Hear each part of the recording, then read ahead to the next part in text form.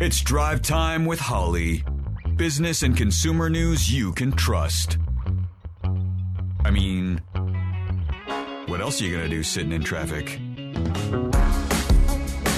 Yes, welcome to all of those who might be sitting in traffic, as is the usual thing in Orlando, Florida at a time like this. This is Drive Time with Holly. I am your host, Michael Yaffe. And I am Holly Sammons, President and CEO of Better Business Bureau Central Florida.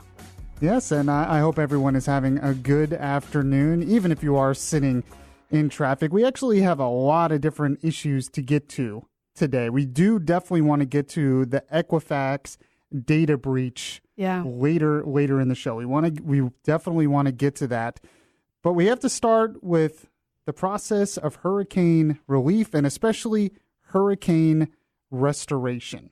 So dealing with restoration if your home has damage. And we brought in an expert today, and we're going to talk with Christopher Winsey, who is the general manager of Lakeside Restoration. And well, Chris, how are you today? I'm doing well, thank you.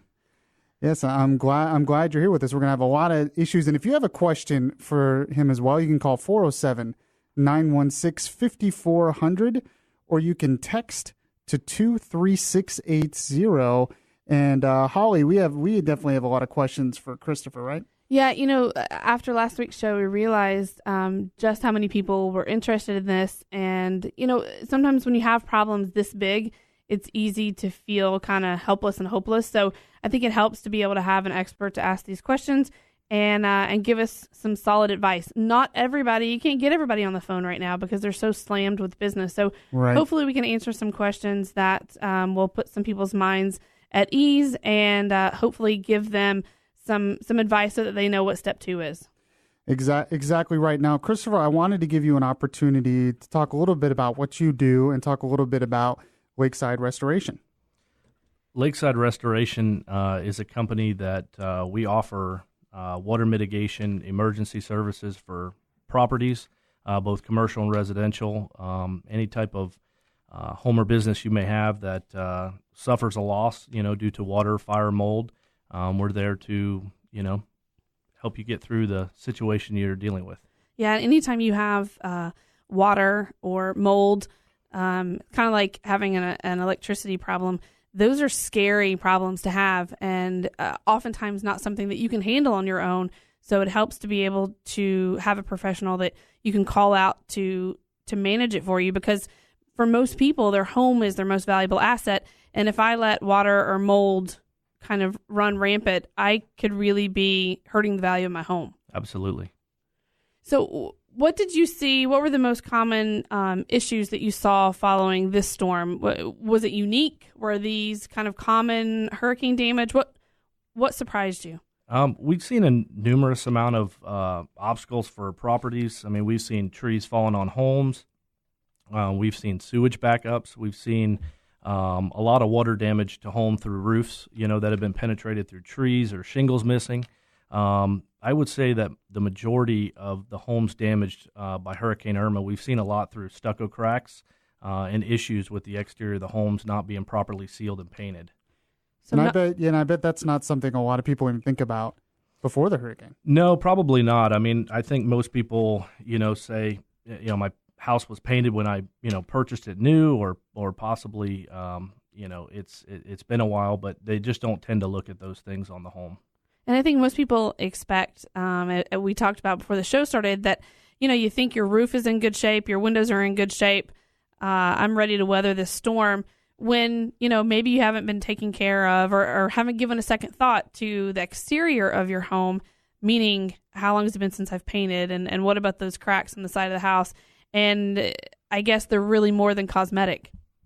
Yeah, absolutely. I mean, most people don't realize that the paint on the outside of your home and the caulk that seals up your windows to your stucco and around your door frames is what's keeping water out of your home. Right. So what do you wish more consumers knew? What do you wish more consumers would do to prepare their home for especially a disaster like a hurricane? I think, anytime that there's a severe storm coming, or even when we get, significant storms throughout the summer, is to really, walk the exterior home and look for any possibilities where you think water can be intruding into your home. Having a professional come out and look at the roof, look at the exterior of your home. A lot of companies will also provide free mitigation services where they'll come out and help you identify any areas that need to be fixed before the damage could occur. Right. The second thing I would say is when you're dealing with the insurance side would be to understand and get familiar with your policy when you need to actually use your insurance in a situation like this. Instead of reading your policy right before the lights go out. Absolutely. Yeah, not by candlelight. Right. Yeah.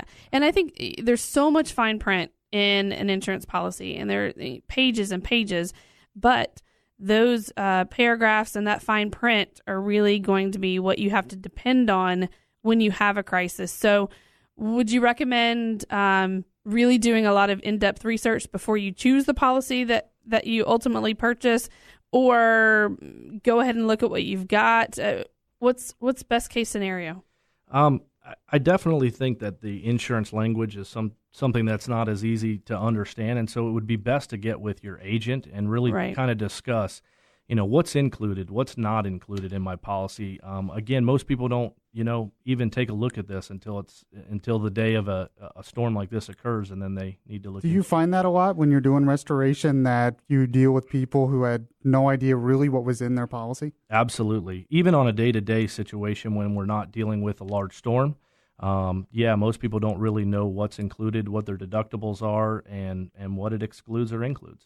And I think that's great advice to ask your agent, because they can kind of explain to you in easy to understand terms what's included, what's not included. You can ask questions.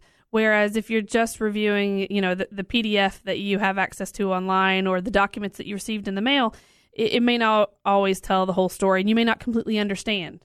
Yeah, absolutely. I agree. So what would you say consumers should do if they say, you know what, I can't afford somebody like Lakeside Restoration. I don't have that kind of money put aside.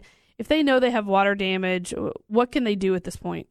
I think the most important thing is to look at, what is the source of the damage to your home? If it's water, where is it coming from, and what can we do to stop it? Mitigating the problem before it gets any worse will save you financially, but also in a lot of frustration in the long run. Yeah, and if anyone else has any questions out there, you can call 407-916-5400, or you can text to 23680. I'm sure there are a lot of people dealing with this still, even though we're a couple of weeks out of the hurricane. Of the storm, yeah. And that gets to my next question. We are about 2 weeks out. Mm-hmm. If I know I have some water damage and I thought it was, minor enough that I'd be able to take care of it myself, but now I've got a funky odor, and I think, maybe I should call somebody about this. Is it too late? Is too much damage done? No, the answer to that is no. You really want to get with a professional company, get with somebody who's licensed, insured, a member of the BBB. Get with a company and have them assess your damages and help you walk through the steps, whether you're going through insurance or possibly give you some advice on how to handle it on your own. And do you find, you would usually encourage people not to handle it on their own in most situations, but I'm guessing sometimes there's a waiting list, or sometimes there's, some time before you can get there to the house. Are there things that they can do on their own even before you get there? Yeah, absolutely. I would say that when it comes to the water damage portion of any type of claim, building materials that stay wet for a lengthy period of time certainly will, can very well cause some type of microbial growth. So if it's wet carpet and pad, let's pull that carpet back and let's get rid of the pad. If it's drywall and building materials that might require you to use tools that you're not familiar with, I would definitely look into hiring a professional. Speaking of hiring a professional, talk a little bit about the licensing required. For Better Business Bureau, water removal, mold remediation, those are industries where when a company comes to us and is interested in accreditation, we take a really hard look at that industry, because we want to make sure that they have the proper licensing, because if you have someone come in who doesn't really know what they're doing, the problem compounds. So talk a little bit about the licensing that's required.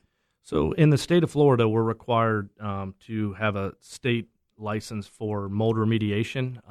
There is the IICRC, which is the standard and the accreditation for the water removal process, the fire restoration, those type of elements to the restoration industry.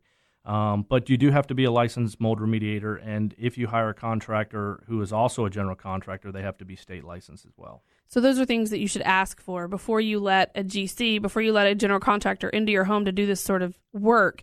Their regular general contractor's license is not good enough. Correct. Yeah. Correct. Yeah, they would need to be standard or be familiarized with the standards that the IICRC put out. Because I think the state of Florida is unique in that you may know what you're doing in another state, but when you come to the state of Florida, we know mold. Yeah. Right? Yeah. So this is a perfect breeding ground for mold. So I think the state of Florida puts those license requirements in place for good reason, because you have to really know your stuff in the state of Florida, because we can grow mold quickly. Yeah, we do it well. And that's another thing that you bring up. I mean, there's a lot of storm chasers that come from, other states. And so it's you want to research the company that you're looking to hire to help you with your problem. So we have been talking with Christopher Winsey, who is the general manager of Lakeside Restoration. And I wanted to give you an opportunity, Chris, to tell people how they can reach Lakeside Restoration if they need restoration on their home or if they have any questions. Yeah, absolutely. We have a toll-free number, 1-800-866-7395. Probably the easiest and fastest for most people would be to email us. And you could email us at projects with an S at lakeside247.com. All right, and we got to take a break here, but when we get back, we're going to talk a little bit about the dangers of generators. We've had some issues with carbon monoxide poisoning with people with generators.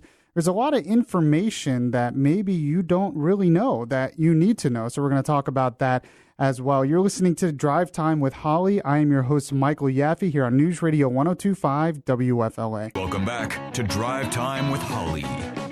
Business and consumer news you can trust. And welcome back to the show, everyone. I am Michael Yaffe. And I'm Holly. And we appreciate you joining us today. In the last segment, we were talking with Christopher Winsey, who is the general manager of Lakeside Restoration. And he is going to stick around with us throughout the show. So if you have any questions about restoring your house or insurance or anything to deal with that, you can call 407-916-5400 or you can text to 23680. And Christopher will be happy to answer your question on that. And Holly, another important issue that came up during the hurricane, and it comes up anytime there's a natural disaster like this where power goes out, people get their generators. But unfortunately, generators can be extremely dangerous as well for people. And we found that out, unfortunately, after this hurricane as well. Yeah, recently. So your generator is something that you don't use in everyday life, and you use it really infrequently if you're lucky. And so if you're only using it once a year or once every couple of years, it's not something that you're terribly familiar with. You know the basics, but you're not terribly familiar with it. You get it started, you get it well ventilated, and you think you're good to go. But this weekend, over dinner, I was having a conversation with a good friend of mine who's a fireman here in Central Florida, and the subject came up, and I found out that I had been involved in conversations that were completely off base. I thought that people who were experiencing carbon monoxide poisoning due to generators, due to poorly ventilated generators, what were they thinking? Didn't they read? I mean, that's what I thought. That was my first thing on my mind was that everybody knows this by now, I thought. Well, and apparently what we thought was proper ventilation may not be adequate. And so the conversation that ensued, I thought was really enlightening, and I think could really help to make Central Florida safer. And hopefully we don't have to use our generators again this season. But if we do, or maybe next Please, year, God. if we need to use it next year, hopefully what we're about to say, or the information that Jay is going to offer, will help save some lives, because you don't get a second chance at this. Yeah, so we are going to talk with that expert on this. Jay is going to join us today. How are you, Jay? Hey, how are you? Doing pretty well. So this is obviously a big issue in Central Florida right now. Absolutely. It's always a big issue anytime you have a disaster like we've had here in Florida. And we're not the only ones that are faced with this. This is pretty much throughout the world. And generators is a big topic of that issue. Just running generals are, everybody thinks it's safe, but it's I guess part of what they call the silent killer. So what would you say some of the common misconceptions are? How far is far enough? If I am running a generator, I've got the garage door wide open, I put the generator right there at the mouth of the garage, that's good enough, right? Well, it could be and it could not be. If, it all depends on the day, depends on the weather, depends on the wind. Generators, they run on gas and they let off carbon monoxide. That wind turns to where you have taken absolutely what I think would be enough room, between your house and the generator. You'll take it completely away when that wind shifts and sends the carbon monoxide right in through the cracks of your door. So a door that otherwise you felt like was a pretty good barrier between you and the garage, turns out obviously it's not airtight. So either that door or the window that I have that power cord coming through is enough to let enough of these fumes in, right? Right. And what I'll tell you is it's even worse than what everybody is led to believe. Because what happens is that door, it'll slow down the carbon monoxide. It'll slow it down just enough to where it becomes even worse for us. Because when carbon monoxide sets in, you have your dizziness, you have your headaches, and it's, because you're getting a high dose of it.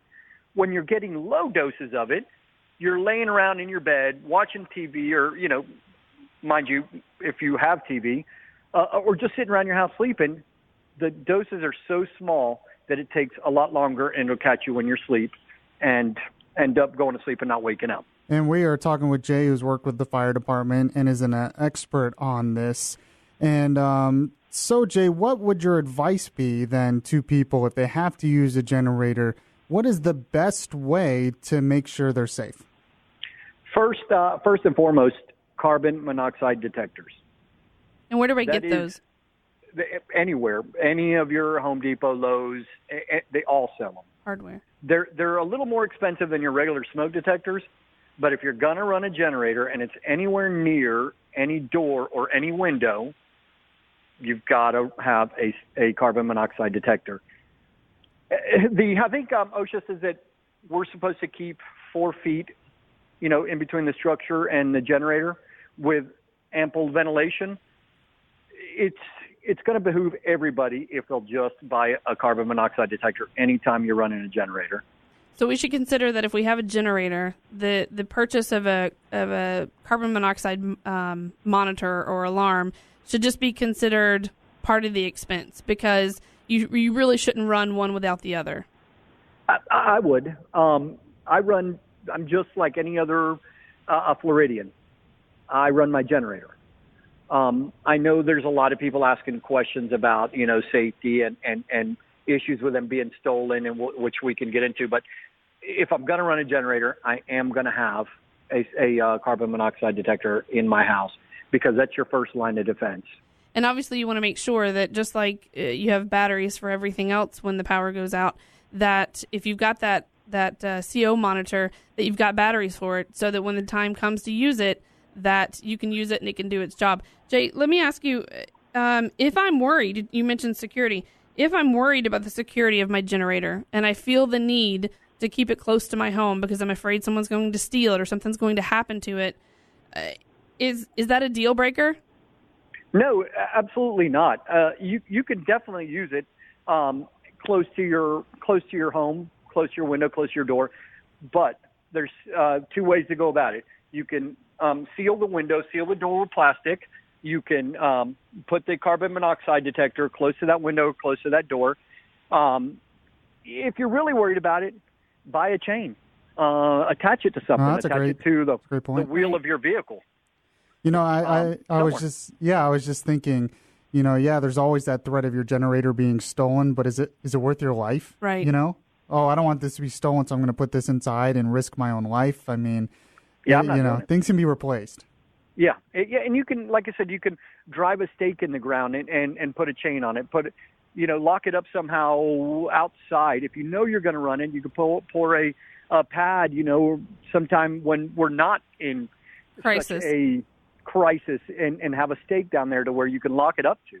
Just keep it away from the home. I would recommend that I personally have at least a 25-foot extension cord that I hook up to my generator and keep it as far away as I can. Well, but I also got carbon monoxide detectors. Right. I think the most interesting point is just because you think you have it properly ventilated and just because you think you have it far enough from the house, something that I never even considered was if the wind shifts, all of a sudden you are pushing all of those fumes back towards your home, back towards the cracks in the windows and the doors, and possibly putting your family at risk. All of that at least could be... at least in having a CO monitor, a carbon monoxide monitor, at least you would have an alert to say, hey, whoa, we got to do something different because we're about to have a problem. Right. And when it happens, you have it outside and the doses are so minute that it's going to take a lot longer, but it will get you. And that happens, and that's what happens a lot. People think that every time this happens, the person with the generator was just being ignorant. But a lot of times they thought they were doing the right thing, and it still wasn't good enough, right? I would say that 9 out of 10 times, these people in our area, they think, hey, it's outside, it's ventilated, there's plenty of air going around. But they're not taking into consideration the change in the wind. Well, and the question I have, too, is what if I'm in a condo? What if I'm in a second or third floor condo and I have a balcony? Can I put it out on my balcony? I mean, that's pretty much my only choice if I'm going to use it. Can I be safe and run it out on a balcony? I'm going to go ahead and say that those are illegal. With the research that I did today, HOAs aren't going to allow that to happen on condos. Okay. Wow. We're really not allowed to be running gas-powered motors on balconies or underneath overhangs. Well, and as someone who lives in a condo, I can say that I guess I appreciate that because I don't know that I trust all my neighbors to use good judgment. But so in other words, if you live in an apartment or a condo and you think that a generator is something you want to invest in, you better check your HOA, check with your condo association, check with the office so that you don't end up making a purchase that you can't use. Yeah, exactly. I would definitely check with the rules and regulations before I went and tried to use one. But I know there's probably something in the fire code that won't allow that. And as far as the apartment or the condo of HOAs aren't going to allow it. Jay, I really appreciate you coming on the show with us and giving us your expert advice. This is definitely an important topic that a lot of people, especially in Central Florida, need to know. Yeah, and I appreciate you having us on. And I'll tell you that we lose a lot of lives throughout these hurricanes because of generators. Yeah. And it really is a simple thing that we can protect ourselves from. And I go back to carbon monoxide detectors. Have them in your house. 1, 2, electric with battery backup are the preferred ones. And that's what you're going to get your best protection from. Jay, thank you so much. Take care. All right, you are listening to Drive Time with Holly. I am Michael Yaffe. And I'm Holly. And in the next segment, we're going to talk a little bit about this Equifax data breach of some very important stuff that you need to know. This is Drive Time with Holly here on News Radio 102.5 WFLA. Welcome back to Drive Time with Holly. Business and consumer news you can trust. Yes, and welcome back, everyone. I am Michael Yaffe. And I'm Holly Sammons, CEO of Better Business Bureau Central Florida. Yes, and this is the show where we talk about important business and consumer news. In the first segment, we were talking with Christopher Winsey, who's the general manager of Lakeside Restoration, and he is still in the studio with us as well, and he can take your questions if you have any questions on home restoration, right? Yeah, absolutely. Yeah, you can call 407-916-5400 or text to 23680. And Holly, in the last segment, we were talking with an expert on generator safety, Right. which is a big issue right now. It was definitely a big issue a couple weeks ago. I'm sure it's a big issue in Puerto Rico right now as well. And, Jay, he went over a lot that even I didn't realize and I didn't know. Well, and too, during the break, we came up with a good point that you may need a carbon monoxide sensor. Monitor, Detector. Detector, there you go. Even if you don't have a generator, if you live in Florida and you live in a zero lot line home and your neighbor has a generator, Yeah. and your neighbor puts that generator halfway between your house and his house, or if he's a jerk and he pushes it a little closer to your house, you may be getting this. I would hope your neighbors wouldn't be that much of a jerk, but you never know. You never know. But, that could be dangerous, and especially when oftentimes in Central Florida neighborhoods, we live very close to each other. Yeah. Even if you don't have a generator or carbon monoxide detector, it may be a good investment because you may need it to protect yourself against the fumes coming from next door, or just keep it running year round. It's certainly never going to be a bad thing. If it alerts you to something, there's good reason. Yeah, and Christopher, you were telling me in the break as well that a lot of new homes that are being built require that as a part of the building codes. Is that correct? Yeah, as the building codes continue to develop, they're always going to catch up with what's needed in homes, and that's, Jay brings up a good point. It's needed, and if your home doesn't have it, you should get one. Yeah, I mean, that was when we were talking with Jay, that was his number one advice, and he said over and over and over again, the best thing you can do is get a carbon monoxide detector. I mean, we all have smoke detectors. Right. Why not have a carbon monoxide detector as well? And I think they actually don't they actually make some that do both?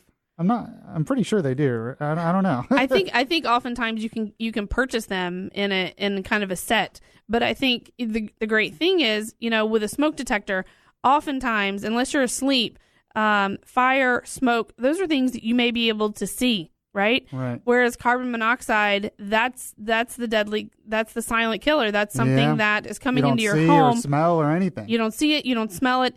And, like Jay mentioned, if you're in a home without power, when you're hot and sweaty, you're usually sleepy. You don't have as much stimulation, entertainment, TV, social media. You may have cut back to save your cell phone power. And so you're just tired from cleaning debris all day. Right. So you're drowsy, and you may not realize that I'm drowsy for a reason. And if you had a carbon monoxide monitor or detector, certainly it's never going to be a bad thing. You're going to protect your family. But I think the great thing that came out of last break was, even if you don't have a generator, if someone near you has one, you could be just as affected by their fumes as if it were sitting in your own driveway. Yeah, that's exactly right. So shifting gears a little bit here, speaking of danger. Speaking of danger, speaking of something that you don't necessarily see but could be happening to you and it's a big problem in today's world, identity theft. Yeah. And this is now a very big threat to a lot of people. With Equifax, they had a data breach recently, and it could affect up to 143 Americans. Yeah, 143 million. Or million, I'm sorry. Yes, 143 million. Yeah. 143 doesn't seem... right. That wouldn't be that much, but 143 million Americans that's like half the country. Right. So in late July, Equifax, their security team, realized that they had some suspicious network traffic. And by the time, as with many things, by the time you figure it out, it's too late. So we heard in mid-September that they had this large scale, 143 million consumers, 143 million Social Security numbers, or pieces of personal data had potentially been breached. And we say potentially because all they know is the data was breached. They don't exactly know how much of it was taken, what was done with it, but the threat is still there. It's been made vulnerable. So information that you and I keep very private, our full name, Social Security number, birth date, address, driver's license number, those are things that you wouldn't offer up to a stranger. And those are things that may have been compromised in this data breach. Yeah, and a lot of people, you say, there was a data breach, and that kind of goes over people's heads. What's data? What is out there? What do I have? Why do I care? But, I mean, go over that list again. The things that potentially are out there to people who want it for not so good reasons. Right. So whoever it was that orchestrated this breach back in late July certainly knew what they were going to do with it, or knew the value of what they were accessing. So the information that has potentially been impacted: primary names, full names, social security numbers, birth dates, addresses, driver's license numbers. Those are all pieces of information that we don't just spread around willy-nilly. That's stuff that we keep private. And this is the information that potentially has been shared. We don't know yet, but we know it's vulnerable.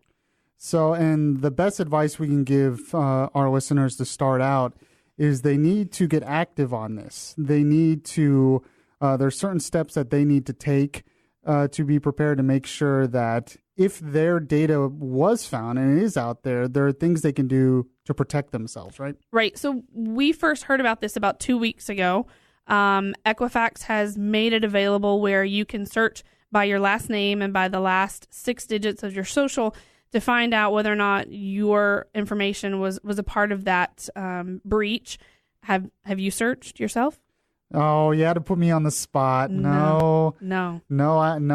So I've searched myself, our BBB's vice president of innovation, and we're both included in this. So that's scary. And many of us, there's no excuse for not knowing, because it's been on the news, it's been on the radio. Right. We all know it's happened.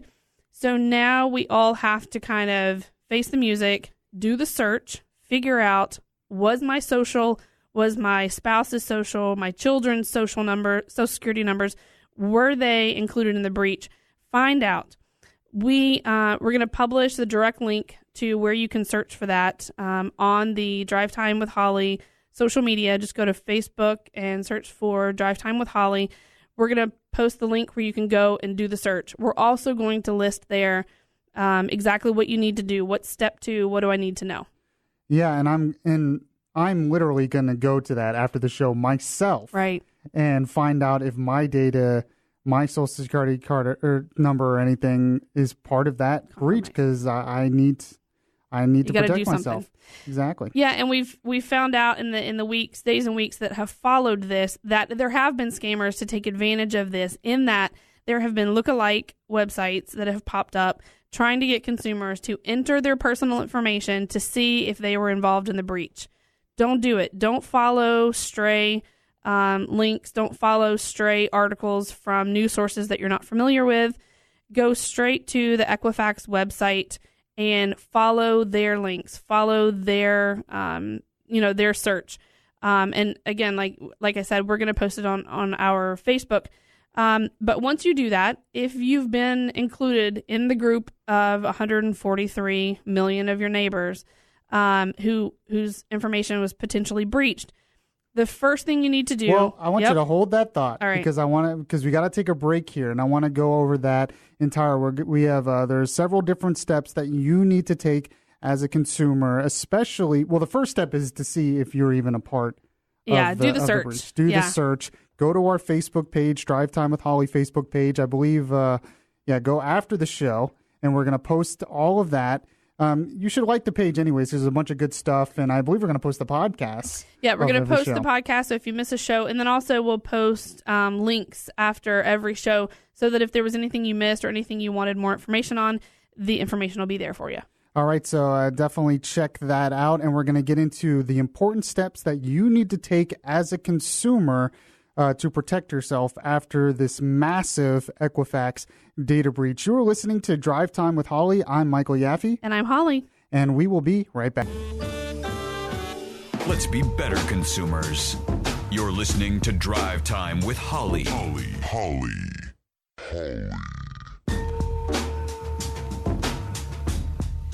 So in the last segment, we've been talking about the Equifax breach, dealing with the data breach, dealing with your data being possibly out there.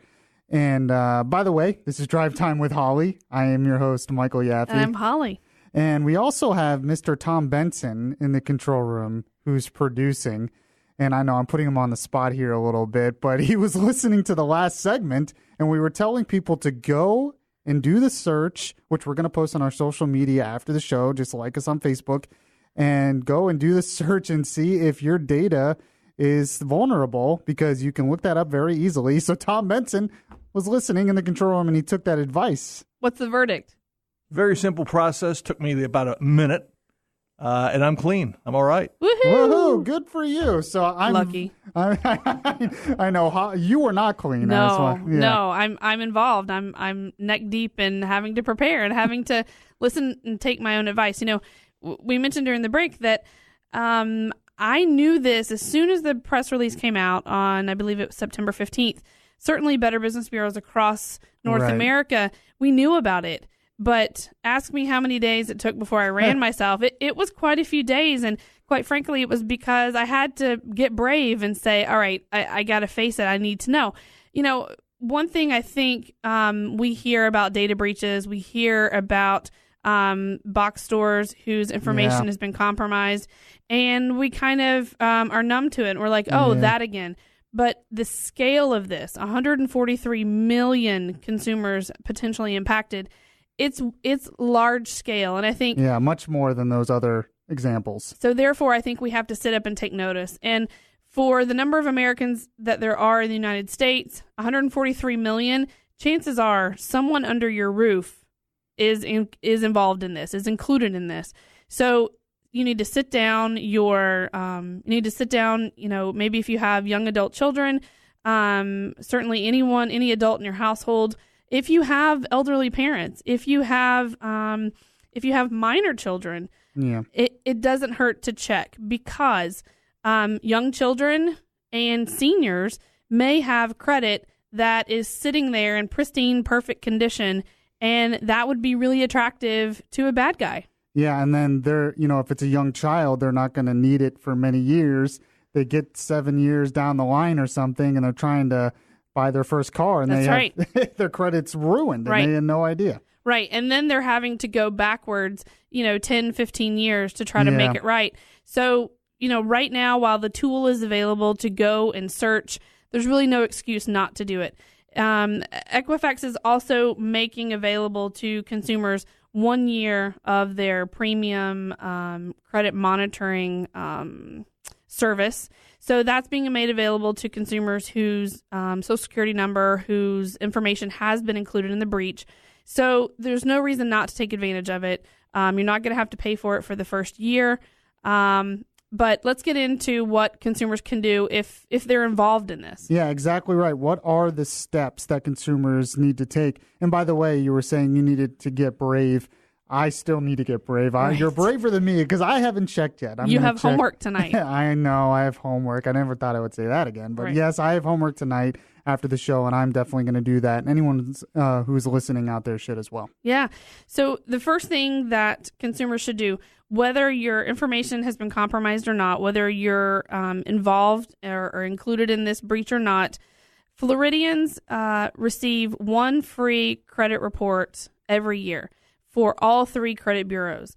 And that's TransUnion, Experian, and Equifax. For free, once a year, you can run your credit report with all three of those bureaus. Now, it's not going to give you your credit score, but what's important is it's going to give you a report, and it's going to show you how many accounts do I have out there in my name? Are any of them delinquent? How many have been opened? How many have been closed?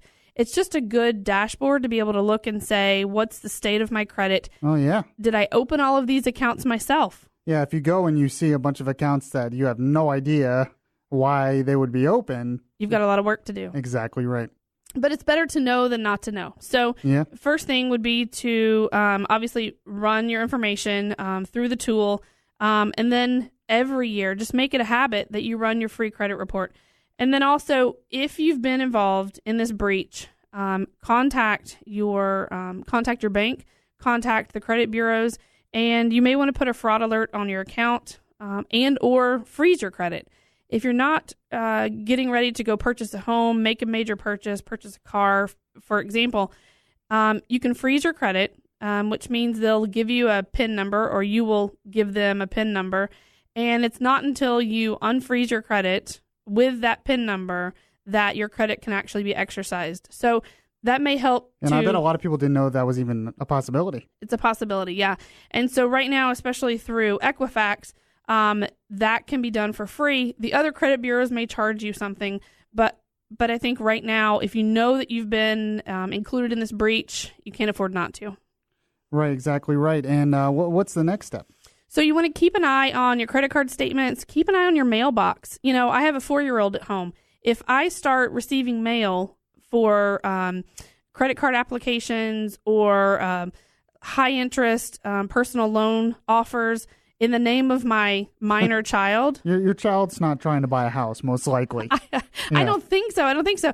But, you know, that's a red flag. If you start getting mail in your own name for credit card offers or denials, that's obviously a huge red flag. So you want to make sure that you pay attention to your credit card statements, your financial statements, and also pay attention to your mailbox. Definitely. And we actually are going to post all of this on our social media, just like the Drive Time with Holly Facebook page.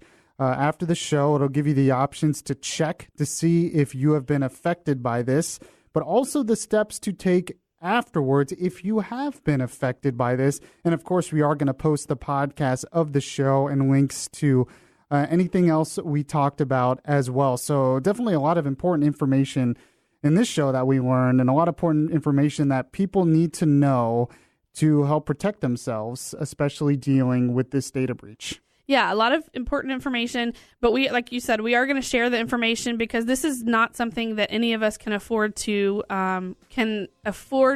ignore. We just can't. Right, and I appreciate you all listening while you're sitting in traffic this evening. This has been Drive Time with Holly. I'm Michael Yaffe. And I'm Holly. And we will be back next week here on News Radio 102.5 WFLA.